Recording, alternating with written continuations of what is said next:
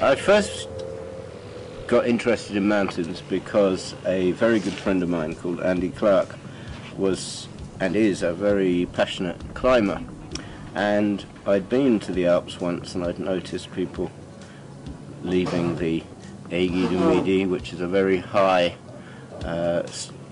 ski station, going down a very narrow arête or ridge down into this beautiful snowy valley, and then going off to climb Mont Blanc.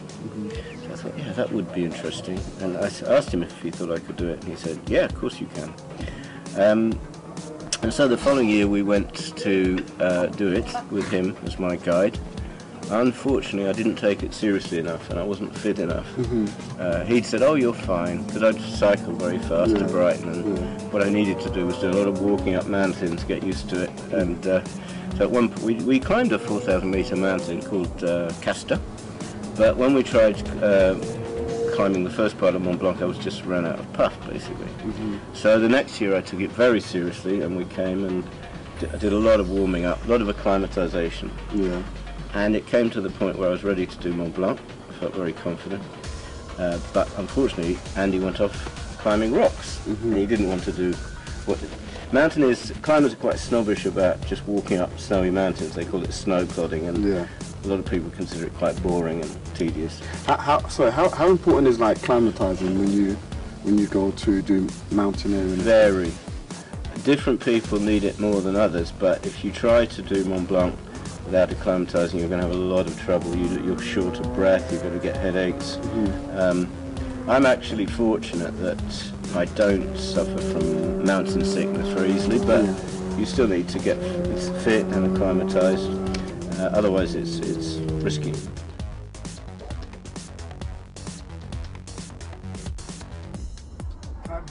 Yeah, just find a nice handhold, then move your foot. How you doing? I find it a bit hard to multitask here. That's fine. Down? Yeah, nice one. What is it that you need to do to climatize? What would be like the 3 stages kind of thing to do so? You need to just be at height, gradually increase the height. Sometimes you may go up and then go down to the point where, by the time, for example, I was in Nepal at 5,000 meters, I wasn't feeling any adverse effects. Some of my friends this year were feeling quite bad, but that was also probably not helped by the fact that everybody else in the party this year in Nepal got some sort of stomach, not just diarrhea, but serious sort of stomach pains. Oh wow, yeah. But anyway, so I was acclimatized, but my friend wanted to go off rock climbing, so I thought, well, I'm not going to give up now. So I went down to the Maison de Guide in Chamonix, which is the house of the guides. Chamonix guides are very prestigious in France. They've trained for sort of 5-7 years. They know everything about guiding people on mountains and very safety conscious. And I put my name down to do one more peak.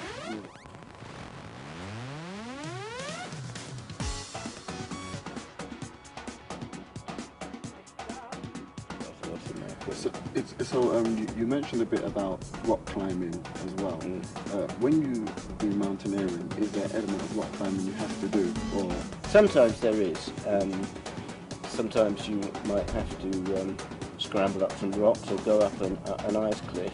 There's one little ice cliff on Mont Blanc, but because of my limitations as someone who's never really done rock climbing at all, that limits what I can do, because the harder snow routes will also involve climbing skills, so I can't go beyond a certain level.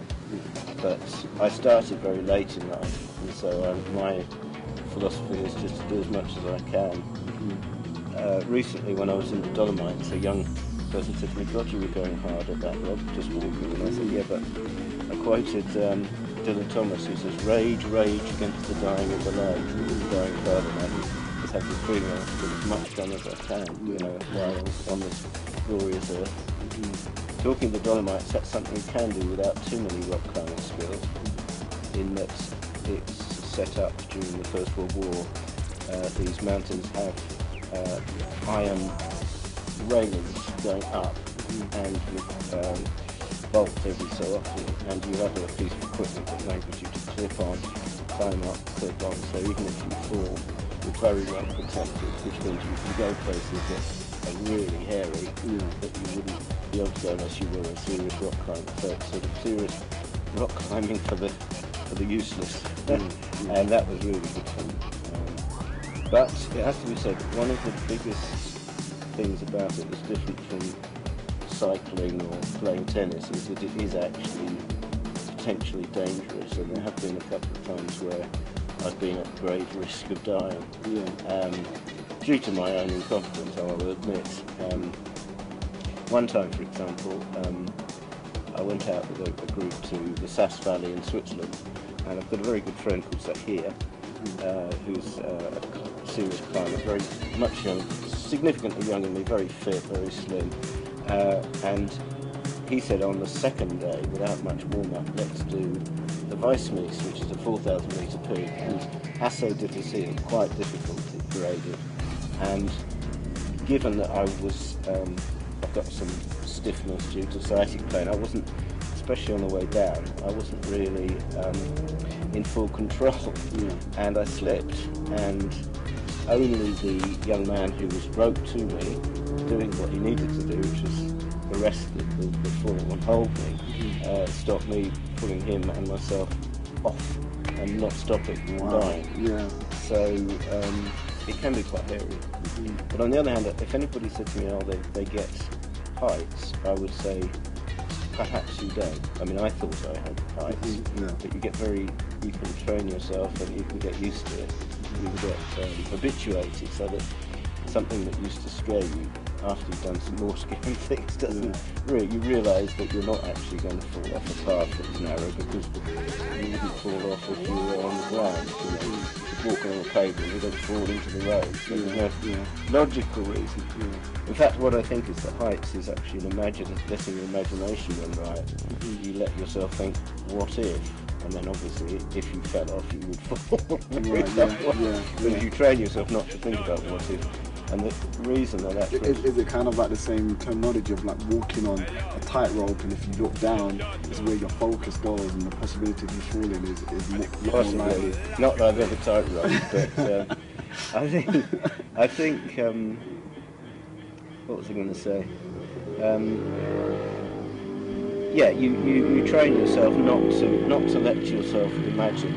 And it's easier because you are so focused on putting your next foot down and doing the right thing. You can't really afford. If you started doing that, you'd freeze.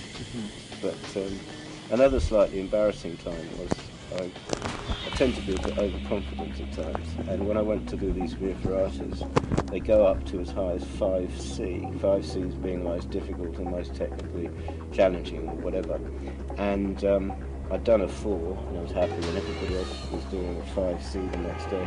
I got to a couple of points where I really had trouble making the next move, and fortunately a young man came and helped me out, but that was a bit scary. But it wasn't actually life-threatening, it was just that the only alternative to completing it would have been to call out the helicopter, which was really regarded as... that's an embarrassment. Embarrassment, to say the least.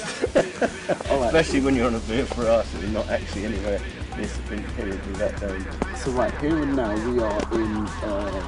where are we now? The centre of Gran Canaria. Right, so we're in the centre of Gran Canaria, and we're going to do some form of mountaineering today, is that correct? If we make it in time, if you feel like it, there may be some shoe problems. I'm perfectly happy to play it by ear because I don't want to force it. It may not work for them. So. Well, we can do a level of it. Yeah, we'll go from the wall. Okay. All right, so we'll go from there.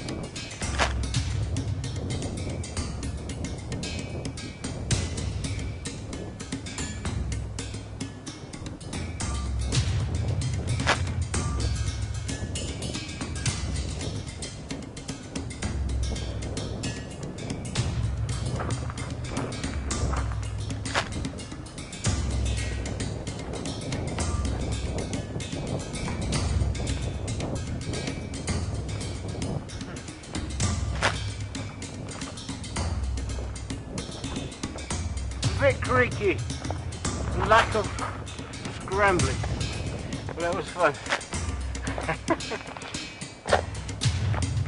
Right, let's set up an interview. We got to do an interview because I need to know everything. We got to. Alright, just one sec. Let's just set that out inside the cameras because my heart was in my mouth. Was it? Yes. That was not very... There's a lot more dangerous bits of climbing than that.